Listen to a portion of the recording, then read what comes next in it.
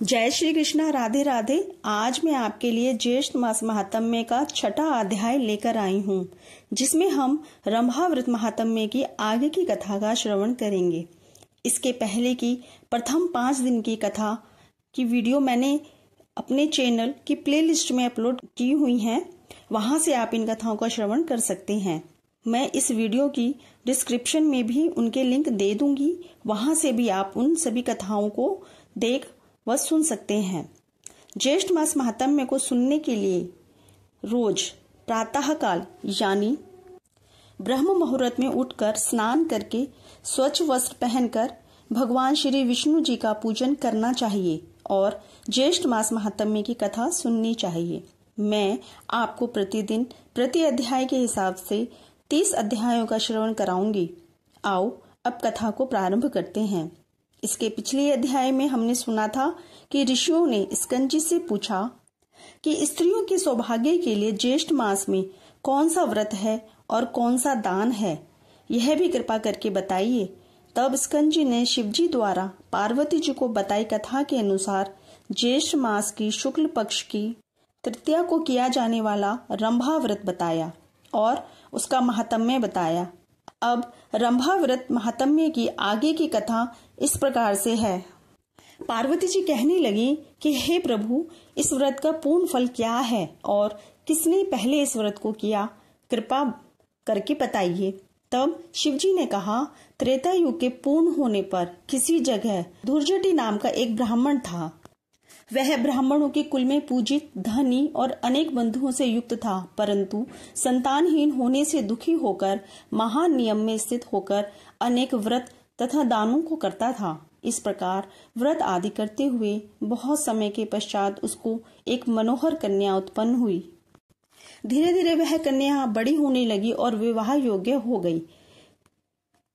विवाह योग्य कन्या को देखकर वह ब्राह्मण अपनी स्त्री के साथ विचार करने लगा कि सुंदर कन्या को किसको दें, उसके समान कोई वर दिखाई नहीं देता है। ऐसा विचार कर वर देखने के लिए वह एक गांव से दूसरे गांव तथा बहुत से नगरों में जाने के पश्चात राजों के मंडल में गया। अनेक क्षेत्रों में जाकर जब उस ब्राह्मण श्रेष्ठ को कन्या के लिए योग्य वर नहीं मिला, तब शुद्धात्मा ऋषि के तपोवन में प्रवेश किया। फिर उसने कौशिक ऋषि के आश्रम में एक श्रेष्ठ ब्राह्मण को देखा। उसका नाम शिव शर्मा था और उसके माता पिता नहीं थे। उस ब्राह्मण पुत्र का दूसरा प्रसिद्ध नाम रूप राशि था।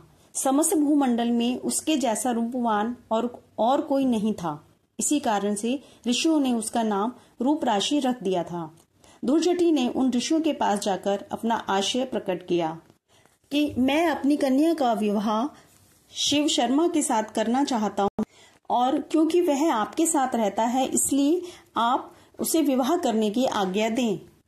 ऋषियों द्वारा विवाह प्रस्ताव का अनुमोदन करने पर शिव शर्मा को साथ लेकर हर्ष से प्रफुल्लित होकर नगर को आया और समस्त बहुजन को एकत्रित करके कन्या का विवाह शिव शर्मा के साथ कर दिया।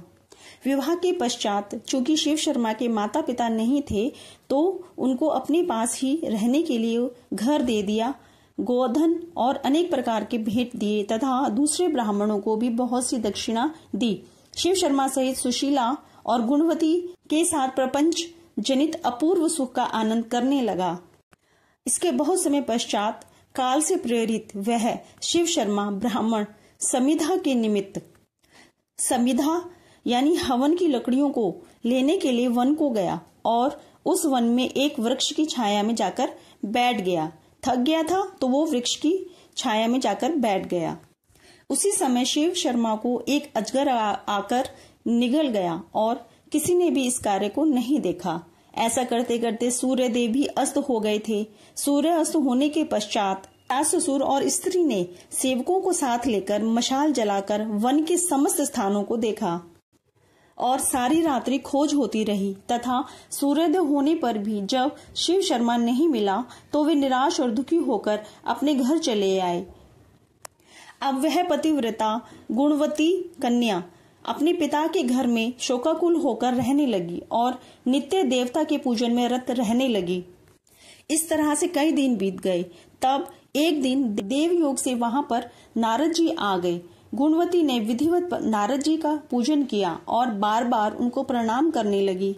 इससे प्रसन्न होकर नारद जी ने गुणवती को व्रत का उपदेश दिया। नारद जी कहने लगे कि हे भद्रे, तुम ज्येष्ठ मास में पवित्र रंभा व्रत को करो और विधान भक्ति स्वरूप देव का पूजन करो। हे अनघे, अनन्य मन से जीवन पर्यंत इस व्रत को करो। हे ब्राह्मण, नारद जी बोले कि तुम इस व्रत के प्रभाव से विष्णु भगवान को पति रूप में पाकर स्थायी पद को प्राप्त होगी। इस प्रकार नारद जी के उपदेश से वनवासिनी गुणवती ने कदली वन लगाया, यानी केले के पेड़ का वन लगाया। नारद जी के कथनानुसार समस्त कर्म को किया और इस प्रकार बहुत समय बीत जाने पर वृद्धावस्था को प्राप्त हो गई तथा उसी वन में मृत्यु होने पर विमान में बैठकर स्वर्ग को गई और कई जन्मों के बाद उस व्रत की पुण्य राशि से भगवान विष्णु की वल्लभा तुलसी हुई, यानी तुलसी जी के रूप में हुई। और विष्णु भगवान को तुलसी से अधिक और कोई वस्तु प्रिय नहीं है। इसका उदाहरण है कि जब भी विष्णु भगवान का भोग लगाया जाता है तो उसमें तुलसी जी जरूर डाली जाती हैं। बिना तुलसी के वह उस भोग को ग्रहण नहीं करते हैं।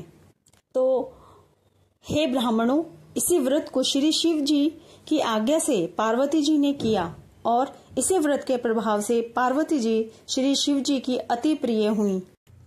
श्री स्कंद जी से इस ज्येष्ठ मास के श्रेष्ठ महात्म्य को सुनकर प्रसन्न होकर ब्रह्म ऋषि ने पुष्पों की माला तथा भूषणों से श्री स्कंद जी का पूजन किया, जो स्कंद जी पार्वती जी के आनंद कंद और 6 मुखों को धारण करने वाले हैं। जो पार्वती जी के पुत्र हैं उनका सबने पूजन किया। इस प्रकार से ज्येष्ठ मास महात्म्य का 6ठा अध्याय और उसमें रमा महात्म्य वर्णन समाप्त होता है। जय श्री कृष्णा। राधे राधे।